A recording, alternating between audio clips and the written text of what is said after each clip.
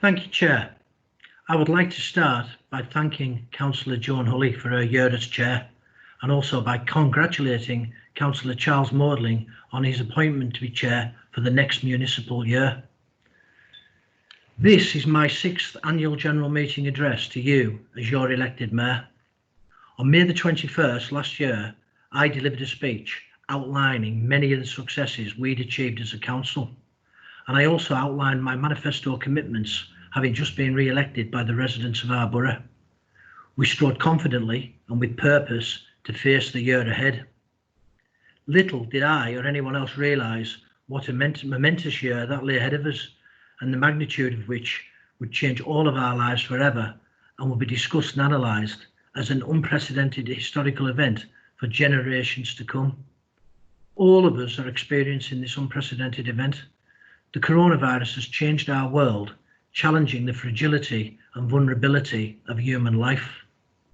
All of us living in Copeland are affected one way or another. At this moment, and before I continue, I would like to say, as elected Mayor, and speaking on behalf of all the members and staff, that our thoughts and our prayers are with the family and the friends of those who have so tragically lost their lives as a result of contracting this dreadful virus. We pay tribute to those who look after us, especially doctors and nurses, including everyone who work in whatever capacity in our National Health Service. We also recognise the courage and steadfastness of those that work in the residential and care home sector in whatever capacity. Our corporate leadership team and our staff are working tirelessly to do what they can to help our residents during this crisis. Our directors play key roles in linking with national government so that information and directives can swiftly be acted upon and communicated to all of us and our residents. Many of our staff have been willingly redeployed into a variety of unfamiliar roles as they strive to help our residents, paying particular focus to those who are vulnerable and in need. It would be wrong of me to list names, but you know who you are, and whatever you're doing, be assured of the grateful thanks of this council as we seek to help all of our residents. Our waste and recycling and street cleaning teams are unsung and their work often understated. They diligently, effectively and quietly go about their daily tasks and ensure our waste is collected and streets are clean. Our housing teams continue to help those who are in need of accommodation, and we are working with our hubs to tackle the ever-present scourge that is domestic violence. Incidents of domestic violence have risen right across the United Kingdom, and unfortunately Copeland is no exception. But we do have a dedicated team that's focused on assisting those who need help and support. Our revenue and benefits team have paid out government business grants of £14,630,000. That's been paid to 1,283 businesses, and it represents 87% of the grants that could have been paid up to the present moment. Businesses throughout Copeland have benefited significantly from this initiative, although we recognise that the grants are not a panacea. I really would like to thank our teams for the speed and effectiveness in getting these grants paid and turned around so quickly. Customer services continue to handle many calls and emails with a myriad of queries in their usual courteous and efficient way. Their frontline presence, in the fact that they are the very first point of contact for our residents, is vitally important in maintaining a positive image of our council.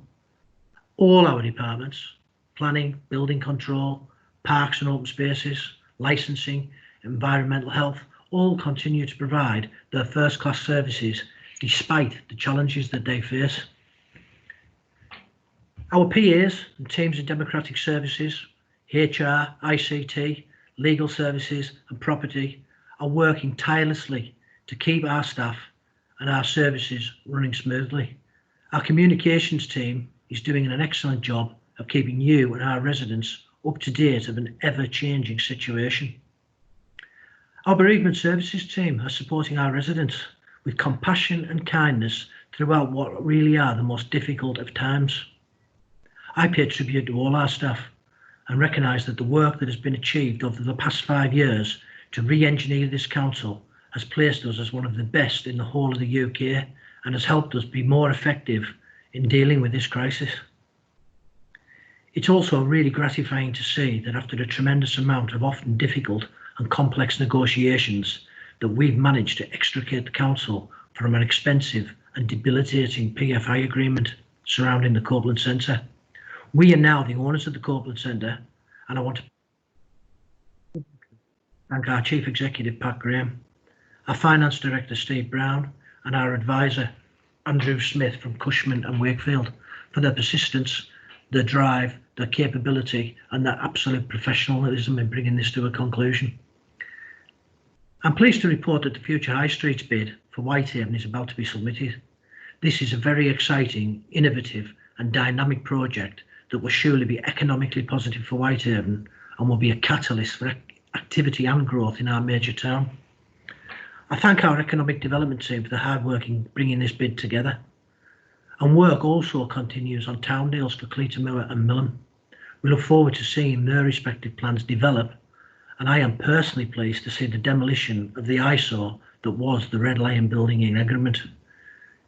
This has blighted the main street, much to residents' anger, for far too many years. And I very much welcome, however, the Borderlands monies destined for Egremont. That will make a difference to my hometown. As has been widely reported, councils across the United Kingdom have seen their finances under real threat in an unprecedented way. Copeland Borough Council is no exception, and our current unbudgeted and obviously unforeseen spend is currently estimated to be over £2 million, but this is subject to change. Government has to date allocated as £715,152. We're continually examining how we're able to best manage our finances, and we're working with MHCLG to take every opportunity to mitigate our financial position. As I've already said, some of the staff have been redeployed onto other duties, and we do have members of staff who are now on furlough, although none of those will be financially penalised, and our executive and our trade unions are supportive of these actions. I also want at this point to thank every single member who has worked hard for the communities they represent to ensure that those who are vulnerable or those who are in need have been helped. Well done to all of you. You've been really amazing since this crisis began and throughout the entire period that it's persisted. As we talk about the past few weeks, and as we talk about the present, we must also have an eye to the future and what our council will look like. This crisis, lockdown, and the necessary steps that have been taken will eventually move into a recovery phase. We will certainly be in a different place, and our priorities and resources will have changed. At Copeland Council, we pride ourselves on our resilience and our fortitude in adversity, particularly as we recall those tragic events of 10 years ago with the loss of so many of our residents as a result of the events of June the 2nd, 2010. We remember particularly at this time the victims and their families. There is much work to do as we look ahead. Our towns face exciting and long-awaited regeneration as government funding comes into Copeland. Our strong partnerships with our nuclear sector and indeed all our major businesses will continue to be built upon and developed for our mutual benefit. The focus we have had on commercial activities will be pursued to provide much needed income to help fund vital services.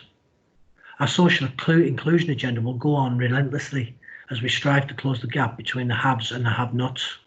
As elected mayor, I am absolutely committed to helping those who are vulnerable or those who are in need, and I know that you are as committed as I am in achieving that goal. We cannot or we should not ignore the inevitability of local government reorganisation. We must engage and we must look at how our residents can be best be served. As I have said, we are a council that are going through unprecedented and momentous times, which were taking us on a journey that none of us could even begin to imagine 12 months ago. What I can comfortably say is that I cannot think of a better team of directors, managers, staff and elected members that I would want to be taking that journey with than the ones I am addressing today. Thank you.